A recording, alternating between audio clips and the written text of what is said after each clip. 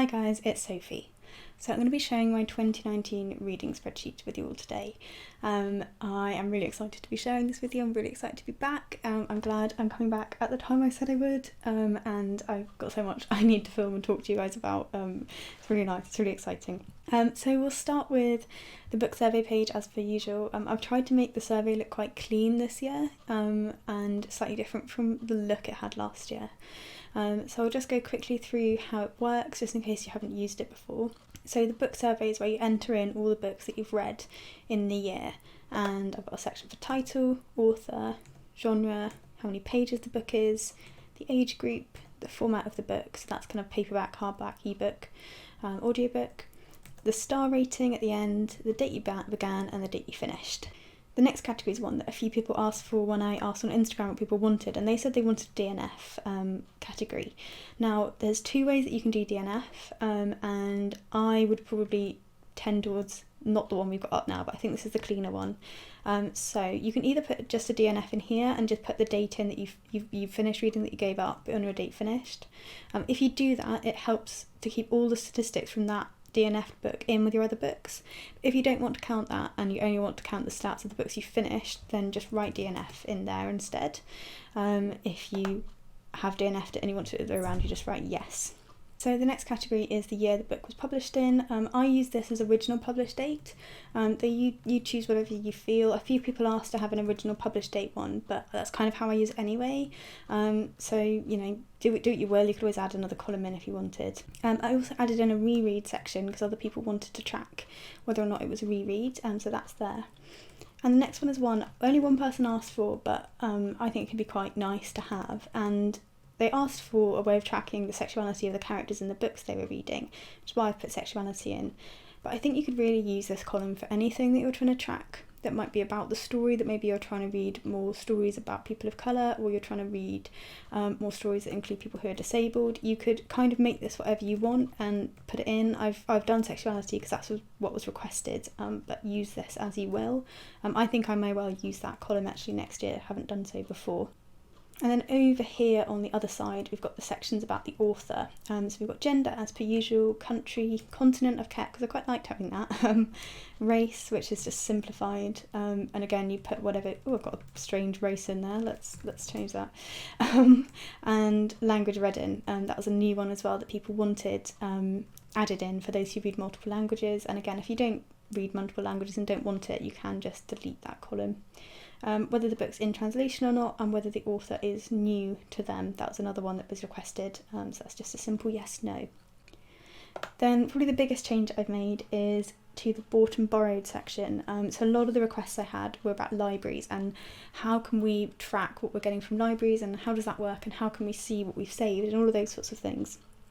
So this is essentially our normal purchase section. When you bought it, what it was, what kind it was, age group, where you got it from and how much it cost you. So that's pretty standard. And then in borrowed, I've put in the date borrowed and the date to return. I thought that might be helpful for some people if you want to sort it by return date, unless you've got one that needs to go back soon. Again, what it is and what age group, and then one here for savings. So a way you could track what you're saving from using your library is by looking at what the full retail price of your book was and putting it in here, and you'll see later that will show you how much you've saved from using your library throughout the year. And then we have the stats. So this is the bit that I find most exciting, and I think most people quite like these as well.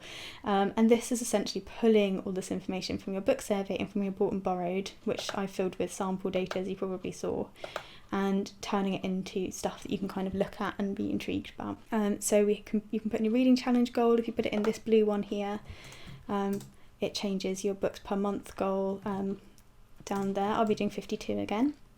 You can also put in your TBR at the start of the year, and you can put in your TBR as of today. I did actually take out the TBR section which tracked all of this automatically, because a lot of people said they didn't really use the TBR function, or so they had issues with it, and I think probably more than anything else that was buggy, and I don't think it was worth keeping in just because of how many people found it difficult. But you could literally just track it by copying this sheet and just renaming it TBR if you want to keep it in. So you can put your TBR in there. and then it gives you how many books you would have read by the end of the year if you kept reading at the same rate you are now. And this is a big number because we haven't yet got to the 1st of 2019, which is when we start counting from. And you've got your total books read, total pages and average pages, your average star rating, your total you've spent on books. That doesn't look at the library books, that just looks at what you've spent, how many you bought and what was the average cost. This is a breakdown per month of books and pages, and then gives you approximately how many days it takes you to read a book in each month and overall. Then about the books, we have the genres, page length, format, years published, star rating, age group, reread, sexuality, all of those things we had before. And then down into about the author, we've got those, so gender, continent, race, nationality, translation and language read in. That were new to me as well. What I bought just separates it out again to the genres, when you bought them, what you spent per month. I like this one a lot. This I find quite helpful for budgeting actually, so that I find that really helpful, and there's the overall total again. And then in the library section, what I borrowed down the bottom, we've got quite similar, but here you can see how much you've saved each month and a total savings overall. You could easily add in at the top a button that lets you know how much you've spent on books minus how much you spent on library book or saved on library books, to give you like an overall total. I didn't know if most people would want to do it like that, so I've kept it just like this for now, but it would be quite straightforward just to add in a little section if you wanted to. And then here we've got our charts as we normally do, and this is just a visual way of representing everything we saw on the last side. I haven't included absolutely every category that we had, just because there's lots, but you know, if you want to make a graph, then you can do so with any of the ones in the data section. They're very easy to make. And then at the end we have the Read Harder challenge. I like to have this one in there. I think a lot of people use Read Harder. I think it's brilliant. And this sets out the 2019 goals and lets you put in which book you've read and which author you've read to complete those titles with. So I thought I'd just show you quickly what you do if you wanted to, say, like add in that section about the library savings. So I would just have give a little more space at the top. And just make sure there's no colours there, and then you could do total saved from, should we say, from using library there, and then just equals, and then you can just go and find that result down from the bottom. So your total savings are there, 69.69,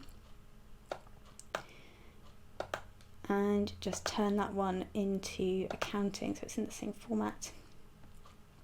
Oh, did I use accounting? No, I think I used currency. Currency, fine. And then you could just colour those in the same colour as above. And then if you wanted to have a total overall books, then you could take away the second number from the first number. So overall you've minus £8 for the books you've read. But as I say, I don't know necessarily if that's how people would want to have that set out. So I've taken that away there, but hopefully you can figure out what it is I've done to get that there in the first place. I'll just show you quickly how to make another TBR if you want to make a TBR. I haven't got all of the stats pulling from it because it was just so complicated and it had so many issues. But if you want to just keep another list, if you go down here, there's move or copy, and you can click create a copy, and that'll chuck another book survey in there. So you could pop that one at the end, and you could rename him TBR or wish list, or anything else that you want to have it as, and you can just rename it at the top, 2019, let's call it wish list. And you could just put in, say, if you just wanted the title and author. Got to unmerge these ones, I don't like it, they're fussy. So if we just wanted the title and the author, we can get rid of all of those, and then we can just re-merge these again so they're in the centre. And that will just give you a little way of keeping track of what you want to buy, or you could go the whole way and put in all the data, or you could put in as much as there was in the TBR last year. It's completely up to you, but that would be how you'd add in those things if there's something you wanted. Some people did say they would want those, but overall I don't think it was that used, which is why I haven't put it in this time.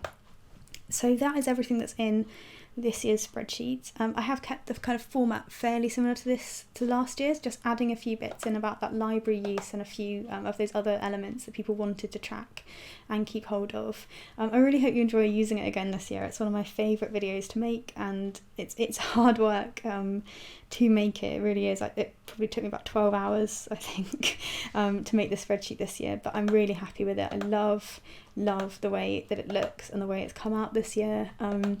And hopefully you guys do too. So the very last thing I just wanted to say before I say goodbye is I normally get asked after posting this video if there's any way that people can say thank you or donate to use the spreadsheet, because I know lots of people do use it and really enjoy it.